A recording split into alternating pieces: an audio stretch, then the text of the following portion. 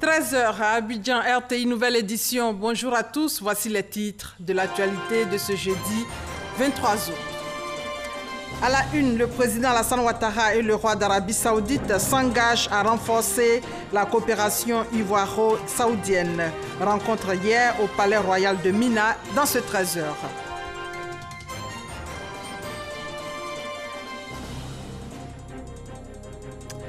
À suivre, la mangue, troisième culture de rente du Nord ivoirien après le coton et l'anacade. La mangue est aujourd'hui menacée par la mouche de fruits et vous verrez le combat du gouvernement et des acteurs contre le phénomène.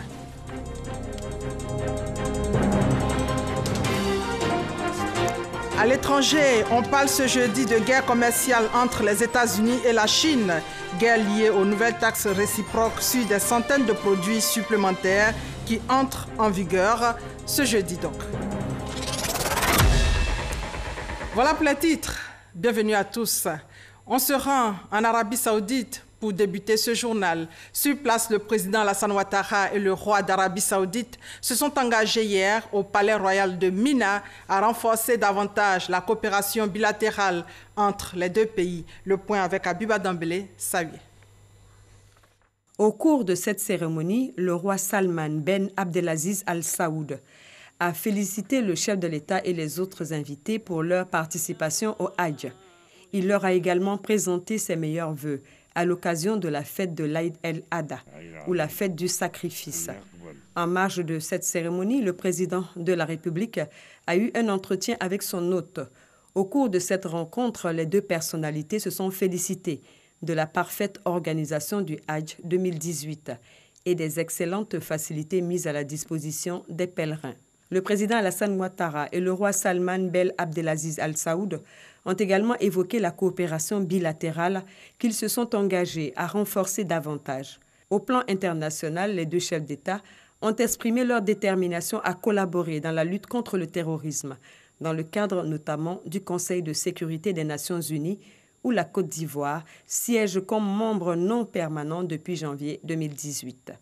Notons que le Premier ministre Amadou Gon Coulibaly, le ministre des Affaires présidentielles, le ministre de l'Intégration africaine et des Ivoiriens de l'extérieur, le directeur de cabinet du président de la République et l'ambassadeur de Côte d'Ivoire en Arabie Saoudite ont pris part à cette rencontre.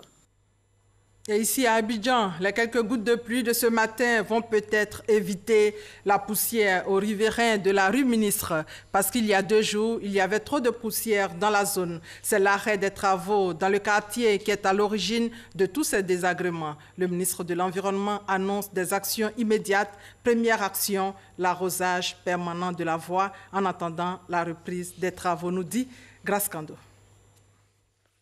Le bitume de la rue Ministre à la Riviera Palmeraie dégradé suite aux inondations des pluies diluviennes. Les jours suivants, des travaux de réhabilitation avaient été décidés par le gouvernement. Actuellement, le grand défi, c'est le problème de la rue Ministre à la Palmeraie. Et là, nous sommes en train de prendre des dispositions pour pouvoir résoudre ce problème. Mais depuis quelque temps, les travaux sont suspendus. La poussière dégagée par le ciment cause de nombreux désagréments aux riverains. Ça rend vraiment malade. Et puis les gens vont d'à côté, la poussière sur les aliments, les gens ne courent pas. Donc ça me donne une allergique. Voilà. Déjà, je suis déjà allergique à la poussière. Je teigne à tout moment. Donc quand je passe, à chaque fois, c'est ma route. Je passe là, je suis obligé de boucher les narines. On ne peut pas passer là. Aujourd'hui, on ne peut plus préparer dans les cuisines parce que complètement, les salons sont envahis par la poussière. Et ce n'est pas normal. Nous sommes dans un quartier résidentiel, un quartier des cadres. Ce n'est vraiment pas normal. Nous voulons revoir notre rue Ministre. C'est son nom, rue Ministre. Suite à ces différentes plaintes, le ministre de l'Environnement et du Développement durable propose des solutions en attendant la reprise des travaux. La solution immédiate que nous avons trouvée, c'est d'arroser en permanence ce tronçon de rue pour que ces poussières-là ne se soulèvent plus pour ennuyer, pour créer des désagréments aux populations riveraines. Donc à partir de maintenant, l'arrosage se fera en permanence et très bientôt, quand le revêtement sera fait, nous pensons que ces désagréments ne deviendront plus qu'un vieux souvenir. Les raisons de l'interruption n'ont pas été précisées, mais selon le directeur technique de la société en charge des travaux, des rencontres auront lieu dans les jours à venir en vue de leur reprise. Et en attendant la reprise des travaux à la rue Ministre, parlons de ce drame à Divo. Une famille décimée par les flammes. Ce sont 7 personnes qui ont péri dans le feu. Pour le moment, l'origine du drame n'est pas encore connue, mais nous allons revenir sur les faits avec Issa Yeo. 7 morts. C'est le triste bilan d'un incendie qui a ravagé dans la nuit de mardi à mercredi une villa de 4 pièces au quartier Konakoro à Divo. Les populations sont encore sous le choc. Couper 10 ans, sauter 12 ans, sauter 12 ans, il y a quoi, il sort, ouais, il fait. Le feu était fort et pour avoir de l'eau, c'était difficile. Tous ceux qui dormaient, on était obligé de taper les portes des gens pour nous aider. Avec tout ce travail qu'on a fait, on ne pensait pas qu'il y avait des gens dans la maison. Tous ceux qui sont dans la maison, tous sont morts. Vraiment, ça nous fait mal. L'incendie, selon des témoins, s'est déclenché aux environs de 2 h du matin. Les sapeurs-pompiers de la ville n'ont été informés qu'1h30 après. Une fois sur les lieux, la tâche n'a pas été facile pour ces soldats du feu qui ont eu leur véhicule endommagé. Les pompiers de Divo ne disposent pas d'un véhicule d'intervention d'incendie. Avec les matériels de fortune et puis aussi des techniques de fortune, c'est ce qui nous permet de pouvoir éteindre les feux. Donc, arrivé sur les lieux, nous avons constaté que la population même se battait déjà pour éteindre le feu. Donc, on a coordonné la manœuvre, puis mes agents sont rentrés dans la pièce. C'est à l'intérieur qu'ils ont constaté qu'il y avait des choses à des victimes. Les autorités de la ville ont appelé au calme et assuré que toutes les mesures seront prises pour faire la lumière sur les circonstances du drame. En l'état de la procédure, nous n'avons pas suffisamment d'informations, sauf quand le juge d'instruction aura fini son enquête. Une délégation du ministère de la Solidarité, de la Cohésion sociale et de la lutte contre la pauvreté a apporté la compassion du gouvernement. Madame la ministre qui est en dehors du pays a souhaité que rapidement une délégation vienne se tenir aux côtés de la famille, mais aussi aux côtés des autorités pour exprimer le soutien de l'État, la compassion de toute la nation ivoirienne. La délégation ministérielle a annoncé la visite du ministre Maria Toukone dans les tout prochains jours. Et justement, en attendant la visite de la ministre de la Solidarité à Divo, nous vous proposons cette actualité plus légère qui concerne la mangue. 3e culture de rente du Nord ivoirien après le coton et l'anacade. La mangue est menacée aujourd'hui par la mouche de fruits. Le gouvernement a décidé donc de lutter contre le phénomène. Reportage Jean-Luc Gbangbo. La saison des mangues vit ses derniers instants en ce mois d'août. Dans cette plantation à Sinématiali, dans le nord de la Côte d'Ivoire, ce sont les dernières récoltes. Mais celle qu'effectue ce matin Drissa Yeo est loin de le réjouir. La collecte de mangue atteinte par la mouche de fruits, principale maladie de la mangue. Quand une mangue tombe, on ne ramasse pas, automatiquement ça donne la croissance de ces mouches-là. Les mouches se multiplient. Mais lorsque on ramasse ces mangues, on met dans le puits gâté. Automatiquement, toutes ces mangues ont été affectées par la mouche, vont mourir dedans. Drissa est chargé de l'entretien de cette plantation. La mouche de fruits lui a causé d'énormes pertes. Dans les autres années, en tout cas, on se retrouvait avec beaucoup d'argent. Par contre, ces 2 années qui se sont suivies, on n'a pas eu ce qu'on gagnait avant. Un champ de 10 hectares où on pouvait sortir avec 20 chargements.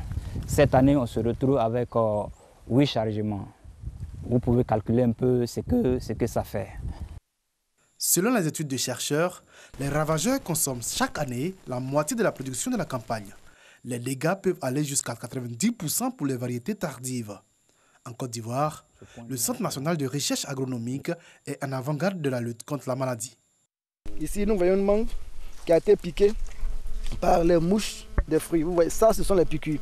Souvent, quand vous voyez sur le marché, des belles mangues, une belle coloration et un beau parfum. Mais vous ne voyez pas les piqûres qui sont à côté. Vous voyez les taches noires. Vous dites que c'est rien, ça, on peut la manger. Mais lorsque vous ouvrez la mangue, que vous voulez la manger, voici ce que vous constatez. Conséquence, refus de l'accès au marché européen et perte de la confiance en la mangue ivoirienne. Il faut dire que la mouche des fruits, par les piqûres qu'elle fait aux mangues. On a des conteneurs de mangues qui sont interceptés en Europe lorsque des mangues piquées sont retrouvées dans ces conteneurs-là. Pour assurer l'éradication de cette menace, 5 techniques de lutte ont été développées par le centre de recherche. On a d'abord les appâts alimentaires, le sucette à pattes. On a aussi les pièges, les attractifs sexuels et alimentaires.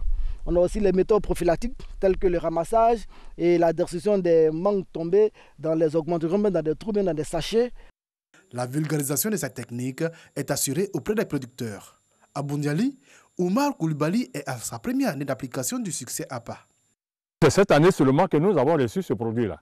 N'eût été l'intervention de nos services de recherche et de l'agriculture, mais ça nous fait perdre. Cette année, par exemple, si vous voyez dans mon champ, elle est un peu exceptionnelle. C'est ça qui me protège. La lutte contre la mouche de fruits dépasse aujourd'hui les frontières de la Côte d'Ivoire. Un programme régional a été mis en place au sein de la CEDEAO, avec une forte implication du Fonds interprofessionnel pour la recherche agricole, FIRCA. Nous avons l'État de Côte d'Ivoire qui a financé en 2015 et en 2016 le traitement des vergers, et aussi le FIRCA qui a sorti un guide didactique de lutte contre la mouche des fruits, et des formations ont été engagées dans toutes les zones de production. Avec une production annuelle de plus de 100 000 tonnes, la mangue est la 3e culture de rente de la région du nord de la Côte d'Ivoire, après le coton et l'anacarde. Protéger et développer cette culture contribuera à la diversification et à l'augmentation des revenus des populations de cette région. Protéger et développer aussi le café permettront aux paysans de vivre dans de meilleures conditions. Des paysans de 20 coopératives des zones de production caféière qui ont reçu récemment 10 500 000 plants de café pour la campagne d'août 2018. Nadia Edja et Jaja Kwameala. 20 coopératives de producteurs bénéficient de ces 10 500 000 plants de café, des semences améliorées avec un rendement avoisinant les 2,5 tonnes. Elles ont été produites par les paysans eux-mêmes dans le cadre d'un programme de relance de la caféiculture.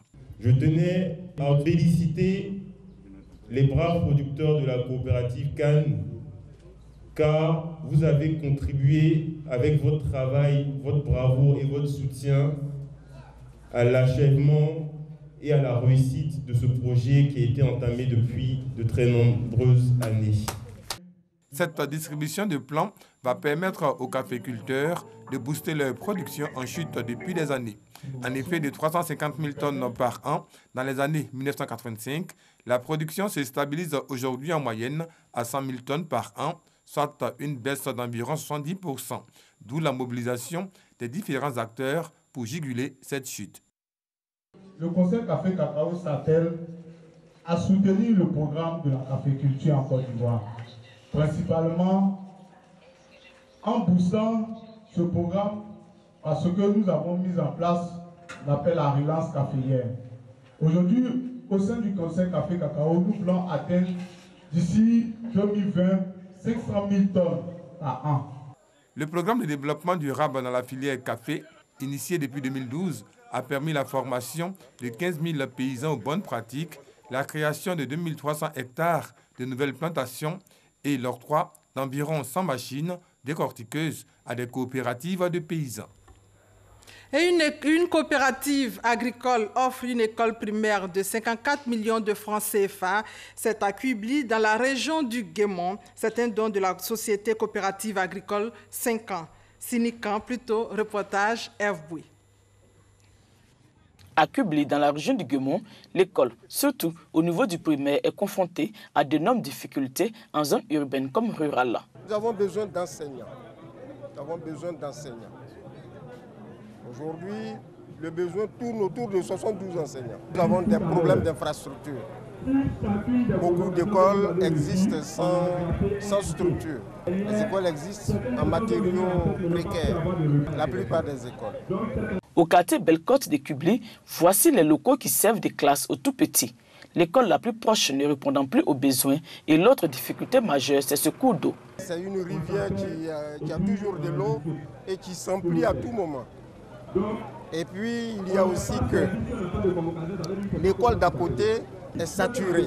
Vraiment, nos enfants souffrent. Nous, on a une rivière nos enfants, souvent, si pluie à pleuvoir, là, nos enfants ne peuvent pas passer. Fini ces tracasseries. Pour la rentrée 2018-2019, les enfants de Belle-Côte seront dans de meilleures conditions d'apprentissage. Une école flambant neuve de 6 classes, plus bureau directeur et latrine moderne, d'une valeur de 50 millions de francs CFA, est inaugurée. C'est un don de la Société coopérative agricole Sinikan, en abrégé SCOPAS. Cette école démontre notre engagement dans la lutte contre le travail des enfants. C'est à l'école et grâce à une éducation de qualité que nous pouvons assurer une relève efficace pour relever les défis du développement, bien sûr. Tout en remerciant les donateurs et tous les acteurs impliqués dans la chaîne, les autorités administratives lancent un appel aux élus, aux cadres, aux opérateurs économiques afin que, à l'instar de cette coopérative, ils puissent jeter un regard sur les nombreux défis de l'éducation dans cette région.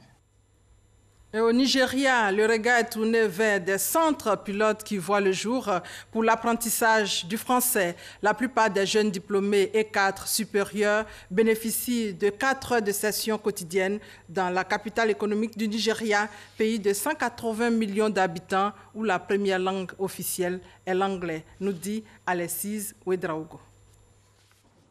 Dans la classe de l'Alliance française de Lagos, les étudiants s'amusent à donner des définitions aux mots qu'ils viennent d'apprendre. J'aime la langue, c'est romantique, c'est intéressant et ça me fait plaisir d'apprendre.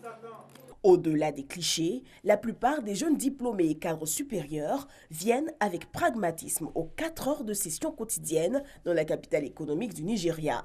Le pays de 180 millions d'habitants a pour première langue officielle l'anglais. Derrière moi ici, c'est des étudiants nigérians et certains sont des travailleurs. Ils ont interrompu le travail pour apprendre le français. Il y a aussi des élèves qui ont fini et qui voudraient aller à l'université, dans une université francophone.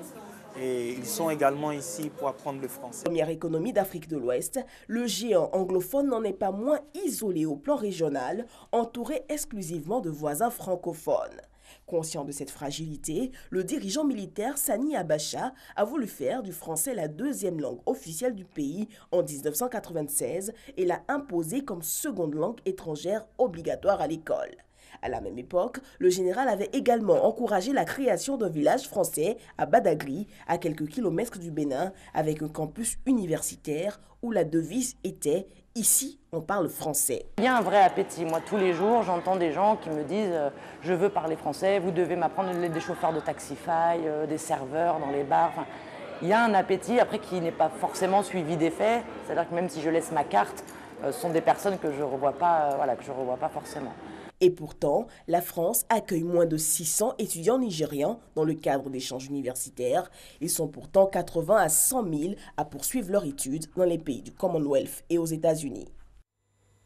Aux États-Unis, mais aussi en Côte d'Ivoire, où les tout-petits apprennent beaucoup pendant les vacances. Certains enfants vivent au rythme de Ozo, ici à Abidjan, et d'autres parlent de colonies de vacances à Yamoussoukro. Ce sont 60 enfants vivant avec le diabète qui sont en colonie de vacances à Yamoussoukro. Les détails avec Léon Brou. Institut national polytechnique Houphouët-Boigny de Yamoussoukro, les composantes de cette école, ses filières de formation et sa renommée expliquées à ses visiteurs. Même exercice à la Fondation Félix Houphouët-Boigny pour la recherche de la paix et à la basilique Notre-Dame de la Paix. Une façon d'abreuver ses colons à la vision de développement du premier président ivoirien pour le pays. J'ai appris beaucoup, je connais les secrets de Félix Houphouët-Boigny, je connais où il habitait. Si le président Félix Houphouët-Boigny a créé tout ça, c'est pour que nous aussi nous puissions profiter de ce qu'eux ont profité. Et pour cela, vraiment, je dis merci à tous ceux qui ont participé à cela. Ces colons, 60 au total, sont un échantillon des 300 enfants âgés de 0 à 18 ans déjà répertoriés comme vivant avec le diabète. Cette visite, c'est récréative, mais surtout dans le cadre de la recherche de solutions au diabète de l'enfant. À l'hôpital, on n'a pas beaucoup de temps pour nous consacrer à l'éducation de ces enfants, notamment à leur injection d'insuline. Ces retraites-là, ça nous permet de regarder véritablement l'enfant dans son vécu de tous les jours comment il mesure lui-même sa glycémie à la maison, comment il s'injecte l'insuline. Et donc, ça nous permet de corriger les erreurs. Cette colonie de vacances pour enfants diabétiques, une initiative du CEDIC, Changing Diabetes in Children, un projet pour changer le diabète chez l'enfant par nombre d'actions, notamment l'amélioration des connaissances des enfants et des familles sur la prise en charge de la maladie, la mise à disposition gratuite de kits de traitement, la création et l'équipement de 19 centres de prise en charge du diabète. Et c'est pour donner le sourire aux enfants vivant avec le diabète. Pendant ce temps, dans l'Ayembi-Tiassa, des jeunes s'occupent aussi pendant les vacances. Ces jeunes mènent des activités génératrices de revenus. Walter Amadou Ouattara, reportage. Ils exercent dans plusieurs domaines d'activité, à savoir vente de ciment, de vêtements, de produits cosmétiques ou encore dans la gérance de cabines téléphoniques. Pour eux, les vacances ne sont pas synonymes de repos total. Au nombre de ces jeunes entrepreneurs de Tiassalé, Eric et Yaya, deux étudiants de l'université Félix Houphouët-Boigny d'Abidjan. L'un est gérant de cabine téléphonique et l'autre vendeur dans un magasin de ciment. Ce qu'ils veulent, gagner sainement de l'argent. De l'université, je me retrouve là. On ne peut pas rester là à croiser les bras, à attendre que tout nous tombe du ciel. On passe ces vacances-là en gérant des cabines pour pouvoir se prendre en charge. Lorsqu'on regarde même dans le programme même de l'école, on voit le coût d'entrepreneuriat.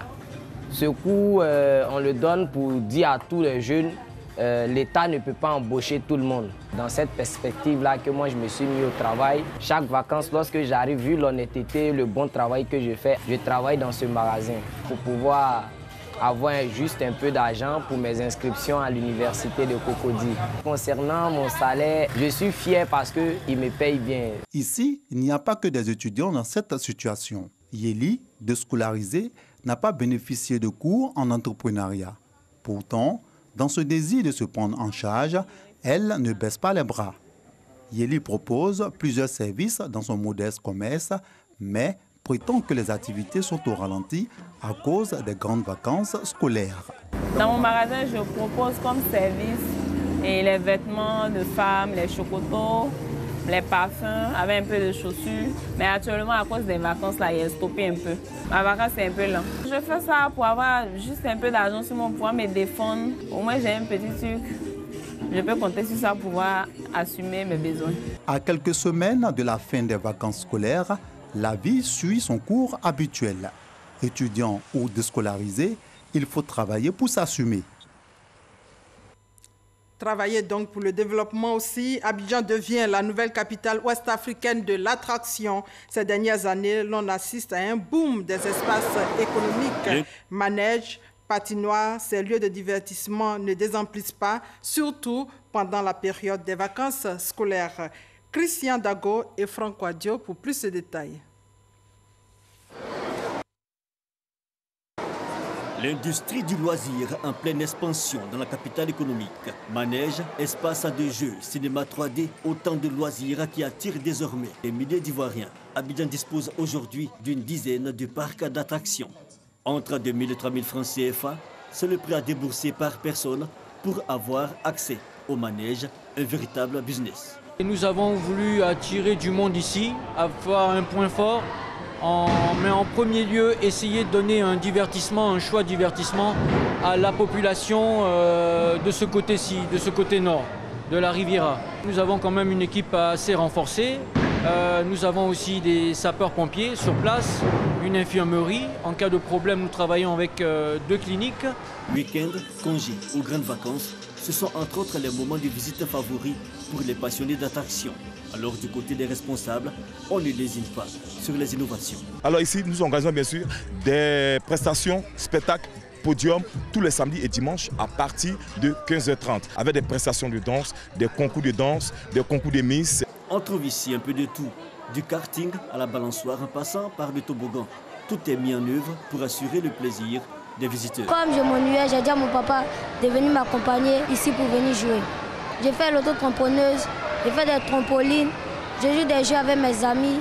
C'est une très belle initiative, ça permet aux enfants de se divertir et ça permet également aux parents qui viennent accompagner les enfants qui ont été peut-être occupés tout au long de la semaine également de se relaxer en voyant les enfants s'amuser. D'ici à 2020, le district d'Abidjan accueillera le plus grand parc d'attractions de l'Afrique de l'Ouest. Et on s'intéresse au lancement de la 25e édition de Vacances Culture. C'est du 3 au 9 septembre à Korogo, dans le nord de la Côte d'Ivoire. Ce rendez-vous culturel qui permet aux différentes régions, durant 5 jours, de présenter les valeurs culturelles de leur zone. 700 festivaliers sont attendus. Franck Quadio, pour plus de détails encore. La ville de Korogo choisie pour Vacances Culture 2018, la 24e édition de ce festival, concours artistique destiné à mettre en exergue les potentialités culturelles et artistiques des jeunes de 5 à 35 de nos différentes régions. Le ministère de la Culture a validé 15 disciplines culturelles dans lesquelles près de 150 troupes venant des 32 régions vont compétir de 8h à 22h au centre culturel de Korogo et à la place de l'indépendance. Le thème choisi, le pain tissé, ma richesse. Le pain tissé ivoirien est une source de richesse pour tous les artisans et tous les jeunes qui voudraient bien s'adonner à ces métiers-là.